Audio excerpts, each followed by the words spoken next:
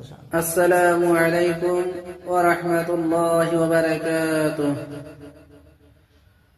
আল্লাহ তাবারক তাআলা যে মানুষকে সৃজন করেছে, সৃষ্টি করেছে, নিশ্চয় আল্লাহ তাবারক তাআলা একটা উদ্দেশ্যের কারণে।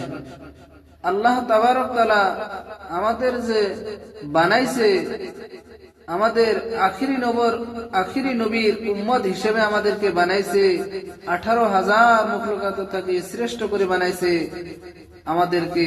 আমরা হলেন আখিরি নবীর উম্মত।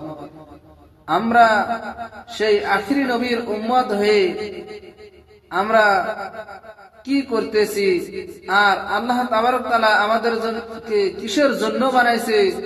আল্লাহ তাবারক তাআলার একটাই উদ্দেশ্য, আল্লাহ তাবারক তাআলা আমাদের উপরে 5 ওয়াক্ত নামাজ ফরজ করে দিয়েছে। কেউ যদি